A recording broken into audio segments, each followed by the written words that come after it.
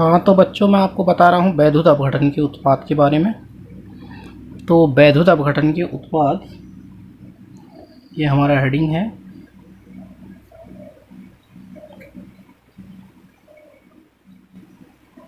वैद्युत अपघटन के उत्पाद। तो वैद्युत अपघटन के उत्पाद, वैद्युत अपघटन की क्रिया में हमारे पास जनरली सामान्यतः जो होते हैं अक्रिय इलेक्ट्रोड होते हैं। तो अक्रिय इलेक्ट्रोड हमारे क्या होते हैं? वे अक्रिय इलेक्ट्रोड वे इलेक्ट्रोड होते हैं जिसमें इलेक्ट्रोडों की अभिक्रिया वैद्युत अपघट्य विलयन से नहीं होती है। और अक्रिय इलेक्ट्रोड में जो हमारे इलेक्ट्रोड होते हैं, बनते हैं अक्रिय इलेक्ट्रोड, ये दो धातुएं होती हैं हमारे पास, गोल्ड और प्लैटिनम। इनका यूज ज़्यादातर किया जाता है। इससे क्या होता है कि जो हमारे वैद्युत अपघट्य विलयन है उसकी सांद्रता में कोई परिवर्तन नहीं आता है और इलेक्ट्रोड की अभिक्रिया वैद्युत अपघट्य विलयन से नहीं होती है। अब वैद्युत अपघटन के उत्पाद में जनरली हम जो उदाहरण उठाते हैं वो हमारे दो प्रकार के उदाहरण हो सकते हैं। जैसे हम जो हमारी एनसीईआरटी बुक में दिया है, हम गलित सोडियम क्लोराइड लेते हैं।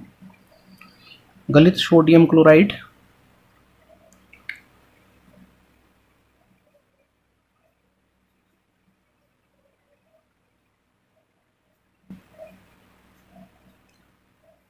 या हम इसे कह सकते हैं NaCl। अब NaCl अगर हमारा मेल्ट होगा तो इसको हम लिक्विड फेज में लिख सकते हैं। तो ये होगा गलित सोडियम क्लोराइड के केस में हमारे पास उत्पन्न जो आयन होंगे वो दो तरीके के आयन होंगे। एक होगा Na धन आयन प्लस Cl ऋण आयन। जब हमारे पास दो प्रकार के आयन उत्पन्न होते हैं, ठोस सोडियम क्लोराइड को अगर हम मेल्ट करते हैं, मेल्ट मीन्स उसको पिघलाते हैं, तो हमारे पास दो प्रकार के आयन उत्पन्न होते हैं। उस स्थिति में कैथोड पर क्या अभिक्रिया होगी?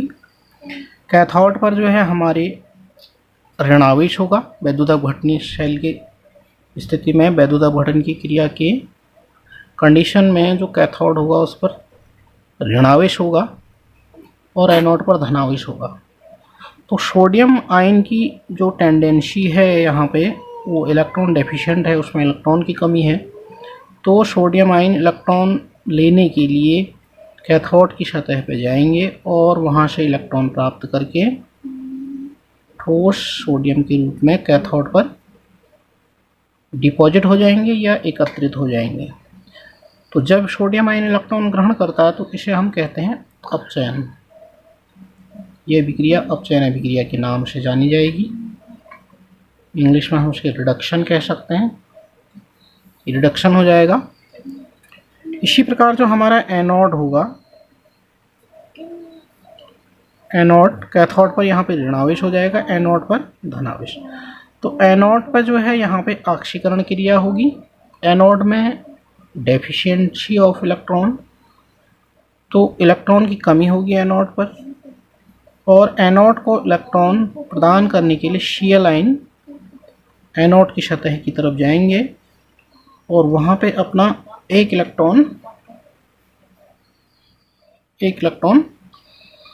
Cl को हमारे एनोड को प्रदान करेंगे। 1e माइनस कर देता हूँ। अब इसको हम थोड़ा संतुलित करने के लिए यहाँ पे लिख देंगे हाफ Cl2। तो ये गैस के रूप में Cl2 एनोड पर मुक्त होगी।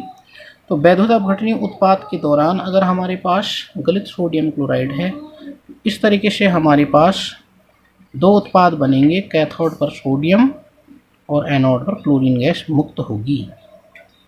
परंतु अब जो कंडीशन है, कंडीशन थोड़ा चेंज हो जाती है। मान लिया जाए हमारे पास जो NaCl है, अगर हम उसको जलीय लेते हैं, यदि सोडियम क्लोराइड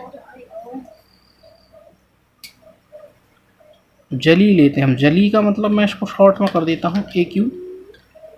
एक्यूमेंस एक्वस मीडियम में लेंगे अगर हम NaCl को। एक्वस मीडियम का मतलब जल के साथ, एक्यू का मतलब समझ लीजिए एक्वस, एक्वस मीन्स जलीय माध्यम में अगर हम सोडियम क्लोराइड को लेंगे तो एक्वस मीडियम में सोडियम क्लोराइड वैद्युत अपघटन के बाद सोडियम और क्लोरीन उत्पाद के रूप में नहीं देता है। यहाँ पे हमारे पास जो एनोड और कैथोड के ऊपर उत्पाद बनेंगे, एनोड एवं कैथोड के उत्पाद, एनोड और कैथोड के जो उत्पाद होंगे वो इस तरीके से प्राप्त होते हैं।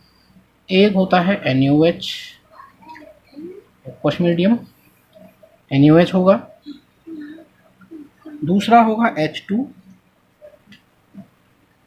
NaOH व H2 गैस होगी, है उसको G कर दीजिए, वो Cl2 गैस। ये तीन जो है जलीय सोडियम क्लोराइड के, जलीय सोडियम क्लोराइड, यहाँ पे ध्यान दीजिए जलीय है, हमने सोडियम क्लोराइड को जल के साथ लिया। जलीय सोडियम क्लोराइड के तीन उत्पाद होंगे, NaOH, H2 और Cl2। अब हमारे पास जो वैद्युत अपघटन की क्रिया में जो आयन होंगे विलयन में, वैद्युत अपघट्य विलयन में जो हमारे पास आयन होंगे, वैद्युत अपघट्य विलयन में आयन, तो आयन हमारे यहाँ पे होंगे 4 या 5 प्रकार के आयन उत्पन्न हो जाएंगे। सोडियम क्लोराइड से तो हमें मिलेगा Na-धनायन, सोडियम क्लोराइड जल में वियोजित होगा तो Na-धनायन Cl ऋणायन बनाएगा। वह NaCl होगा, S धनायन होगा, S धनायन और OH ऋणायन ये जल के द्वारा उत्पन्न होंगे। और एक और तीसरा जो हमारे 1, 2, 3, 4, 5वें जो हमारे होंगे वो स्वयं जल के अणु भी अभिक्रिया में भाग लेंगे। तो इस तरीके से जो हमारा यहाँ पे अभिक्रिया करने वाले अणु होंगे वो H2O भी होगा, यहाँ पर H2O होगा, यहाँ पे Cl2 होगा। तो इतने सारे हमारे अभिक्रिया के दौरान ये सारे आयन्स कैथोड और एनोड की तरफ इनमें अभिक्रिया करने के लिए प्रतिस्पर्धा होगी। तो अब मैं यहाँ पे लिखता हूँ कैथोड, कैथोड पर अपचयन के लिए प्रतिस्पर्धा,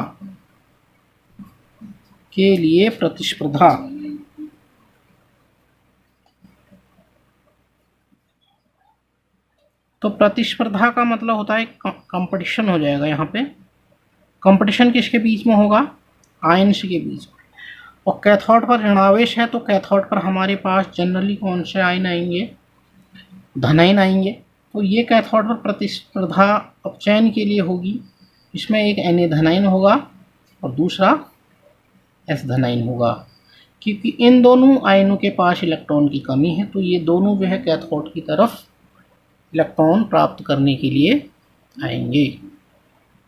तो जब ये इलेक्ट्रॉन प्राप्त करने के लिए आएंगे तो इनमें एक कंपटीशन होगा। तो कंपटीशन के दौरान, यहाँ पे कंपटीशन के दौरान ये शर्त ये है कि जिसका इलेक्ट्रोड विभवमान अधिकतम होगा उसे कैथोड पर अभिक्रिया के लिए वरीयता प्रदान होगी। तो ये अपचयन अभिक्रिया होगी कैथोड पर, जैसे ऊपर हमने यहाँ पे किया था। तो Na जो है हमारा इलेक्ट्रॉन प्राप्त करेगा और ठोस अवस्था में बदल जाएगा। इसके लिए हमारे पास E0 शेल का मान आएगा। E0 शेल बराबर, E0 शेल इसका माइनस में होता है, -2.71 वोल्ट। तो इसका इलेक्ट्रोड विभवमान आपने विद्युत रासायनिक श्रेणी, इलेक्ट्रोकेमिकल सीरीज में भी ये आपने पढ़ रखा है, तो ये आपको वहाँ पे भी देखने को मिलेगा। और दूसरा जो आयन होगा कैथोड की सतह पर आने के लिए वो होगा हाइड्रोजन आयन। तो हाइड्रोजन आयन भी एक इलेक्ट्रॉन ग्रहण करके, अब हाइड्रोजन चूंकि परमाणु अवस्था में स्टेबलाइज्ड नहीं होता है, स्थायित्व तो नहीं होता इसका, यानी कि परमाणु अवस्था में नहीं रुकता है, ये बन जाता है आणविक अवस्था में बदल जाता है और गैस फॉर्म में निकलता है। तो हम यहाँ पे इसको लिख देंगे ½ H2। तो ये जो है मुक्त होगा। मुक्त कहाँ पे होगा? कैथोड की सतह से ये निकल जाएगा हाइड्रोजन गैस के रूप में। अब यहाँ पे आपको एक चीज़ समझ में नहीं आएगा, ½ H2 क्यों लिखा है? ½ H2 का मतलब है कि मैं हाइड्रोजन आयन को संतुलित करने के लिए ½ H2 लिखता हूँ। एक थ्योरेटिकल कॉन्सेप्ट है। तो हाइड्रोजन का आधा करेंगे तो 1 H के बराबर ये हमारा समीकरण संतुलित हो जाता है। इसके लिए E0 शेल का मान हमारे पास, E0 शेल का मान ये हमारे पास विद्युत रासायनिक श्रेणी का एक प्रकार से मिडिल भाग है, या फिर इससे कह सकते हैं कि विद्युत रासायनिक श्रेणी को 2 भागों में बांटता है ये। 0 से ऊपर को जाएंगे तो आपके प्लस वाले मान बढ़ते हैं, 0 से नीचे को आएंगे तो माइनस वाले मान बढ़ते हैं। तो एक प्रकार से सेंटर है। तो अब इन दोनों में से हमारे पास हमने एक ही समीकरण को कैथोड के लिए चयनित करना है। तो दोनों में प्रतिस्पर्धा होगी। तो प्रतिस्पर्धा में जिसका इलेक्ट्रोड विभव मान ज़्यादा होगा उसको हम सेलेक्ट करेंगे। तो यहाँ पे हमें दिख रहा है, यहाँ हाइड्रोजन का इलेक्ट्रोड विभव मान अधिक है, तब कैथोड पर क्रिया, तो कैथोड पर अपचयन के लिए H2 अणु को लेंगे, H2 को लेंगे। तो इस प्रकार से हमारा हाइड्रोजन कैथोड के लिए ये वाली अभिक्रिया फाइनलाइज होगी।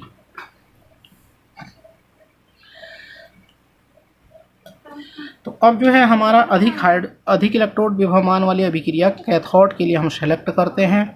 तो सोडियम का जो था इलेक्ट्रोड विभव मान माइनस में था, माइनस कितना था? -2.71 वोल्ट था, जिसे हमने शर्तानुसार छोड़ दिया। तो हमारे पास हाइड्रोजन जो है यहाँ पे कैथोड के लिए अभिक्रिया के लिए सिलेक्ट हो जाएगा। तो हम लिखेंगे कैथोड पर अभिक्रिया के लिए,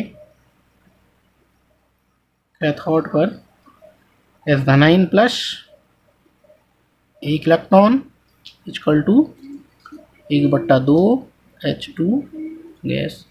तो ये हमने लिया था। इसका इलेक्ट्रोड विभव मान ज़्यादा था, सोडियम का इलेक्ट्रोड विभव मान कम था, परंतु H2O अणु भी अभिक्रिया में भाग ले रहे हैं। तो यहाँ पे ध्यान देना पड़ेगा आपको। परंतु जल के अणु वियोजित होते हैं आयंस में। तो ये भी जो है किस आयंस में टूटेंगे? H∟ और OH ऋणायन में टूटते हैं। तो H2O के अणु को भी हम यहाँ पे सेलेक्ट कर लेते हैं। तो अभिक्रिया आ जाएगी हमारे पास फिर से H2O, इसका वियोजन दिखा देंगे H∟ प्लस OH ऋणायन के रूप में। तो कैथोड पर हमारे पास H∟ के अलावा H2O अणु भी टकरा रहे हैं। H2O अणु के टकराने से ये भी टूटते हैं, H∟ और OH ऋणायन। फिर हम इन दोनों को जोड़ सकते हैं। तो यहाँ पे ध्यान देंगे H∟ से H∟ कैंसिल हो जाएंगे और यहाँ पे एक इलेक्ट्रॉन भी मुक्त होना चाहिए था। ये हमारा 1 इलेक्ट्रॉन है। तो यहाँ पे बचेगा हमारे पास H2O प्लस 1 इलेक्ट्रॉन, ये बायां पक्ष मैंने जोड़ दिया, 1 इलेक्ट्रॉन H2 ये आया, ये हमारा एरो आ गया। अब यहाँ क्या बचा? यहाँ पे बचा ½ H2 गैस प्लस OH ऋणायन। तो ये हमारी फाइनल कैथोड की क्रिया होगी। अब हमारे कैथोड के लिए फाइनल समीकरण ये बन गया। इसे हम कैथोड के लिए सेलेक्ट कर लेंगे। नेट अभिक्रिया आ गई हमारी। इसी प्रकार हम एनोड के लिए लिखते हैं। अब एनोड पर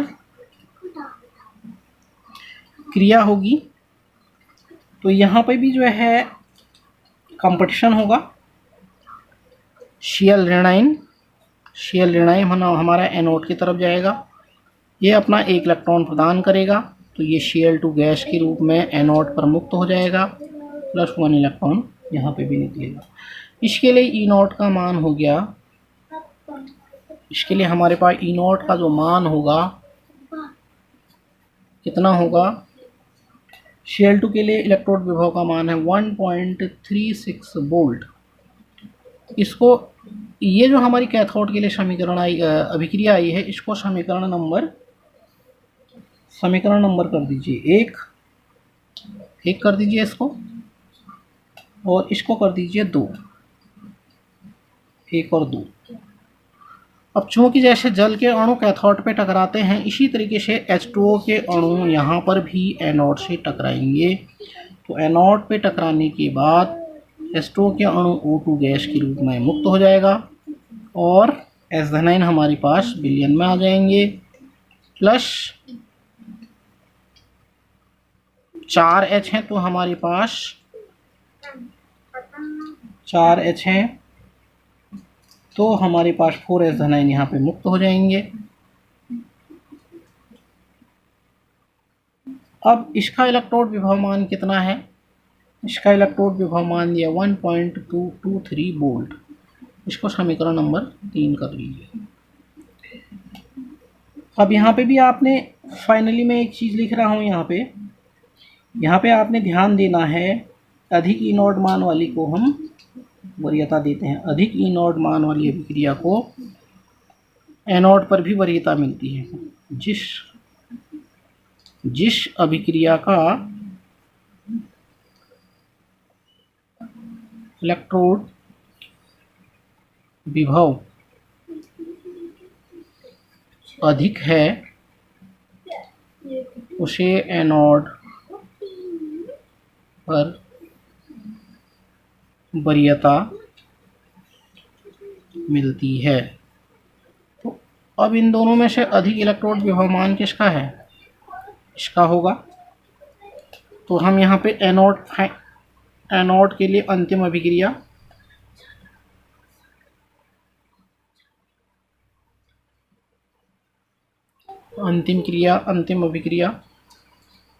लिख लेंगे।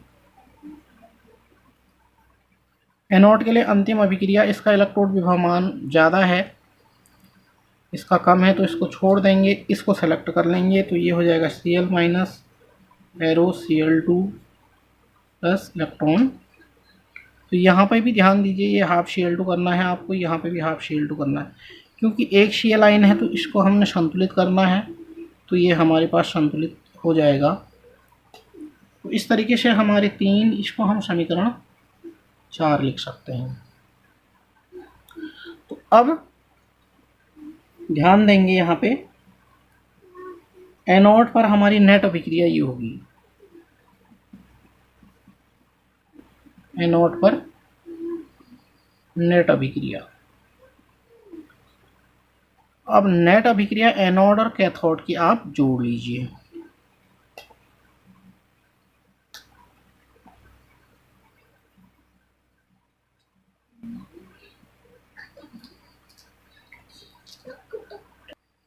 तो हाँ बच्चों, एनोड के लिए मैंने नेट अभिक्रिया आपको बताई थी। एनोड के लिए हमारे पास अंतिम अभिक्रिया ये आई थी, फाइनल हुई थी चौथी अभिक्रिया, Cl minus half Cl2 gas.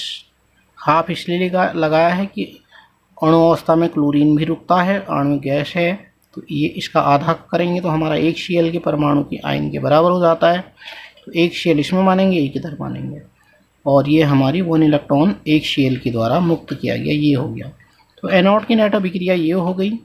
और कैथोड की नेट अभिक्रिया हमने हाइड्रोजन आयन और H2O अणु के कैथोड से टकराने के बाद ऊपर अभिक्रिया निकाली थी, दोनों को जोड़ा था, उनमें एक अधिक E0 मान वाली अभिक्रिया को हमने वरीयता दी और उससे हमारी ये कैथोड वाली अभिक्रिया अंततः फाइनल हुई। अब यहाँ पे एक चीज़ और ध्यान देनी है कि हमारा NaCl भी जो है अभिक्रिया में है, तो Na धनायन और Cl ऋणायन ये भी हमने अभिक्रिया के साथ जोड़ना है। तो ये हम इसको मान सकते हैं हमारा 5वां समीकरण है। तो इस प्रकार हम इसको जोड़ते हैं।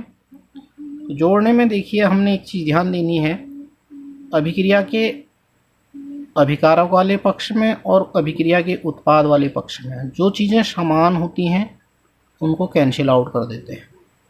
देखो अभिकारक इधर Cl माइनस है, इधर उत्पाद में Cl माइनस है, तो ये कट जाएगा। साथ ही एक इलेक्ट्रॉन जो है हमारे इधर है उत्पाद में, एक इलेक्ट्रॉन हमारा ये है अभिकारक में, तो ये भी कट जाएंगे। तो अब जो नहीं कट रहा है उसको आपने एक साथ जोड़ना है। तो नहीं कट रहा है, एक NaCl नहीं कट रहा है, इधर H2O नहीं कट रहा है, तो इन दोनों को हम यहाँ पे लिख लेंगे।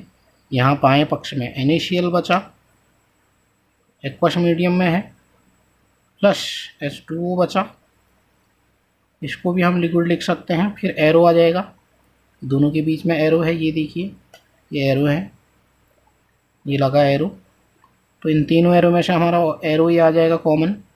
उसके बाद यहाँ क्या बचा हमारे पास, Na धनाइन बचा है, तो इसको लिख लेंगे यहाँ पर Na प्लस आइन, इसके नीचे एक्वस मीडियम प्लस, यहाँ प्लस लगा देंगे। ये बचा 1/2 Cl2, तो 1/2 Cl2 ये गैस हो जाएगा।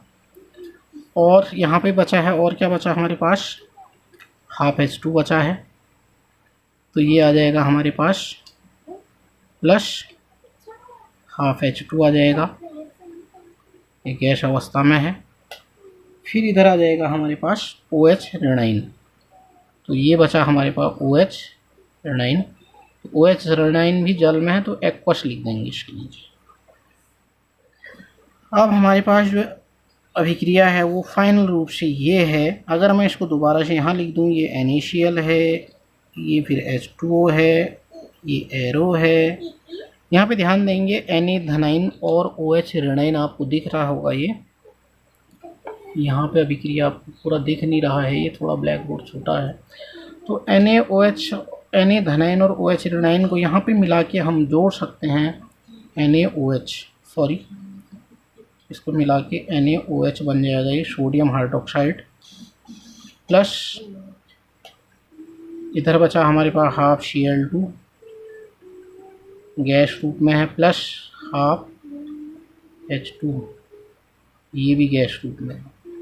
तो अब हमारे पास वैद्युत अपघटन के जो उत्पाद थे, जो हमने पहले स्टार्टिंग में लिखा था कि वैद्युत अपघटन जलीय सोडियम क्लोराइड के वैद्युत अपघटन के उत्पाद ऊपर आपने लिखा है, वो ये हैं कि अगर हम सोडियम क्लोराइड को पानी में मिला के उसका वैद्युत अपघटन करें, उसमें कैथोड और एनोड लगाएं, तो कैथोड पे हमें NaOH, कैथोड पे हमें Cl2, सॉरी यहाँ पे गलत हो रहा है, ये हाफ H2 होगा, यहाँ पे हाफ H2 ये गैस हो जाएगा।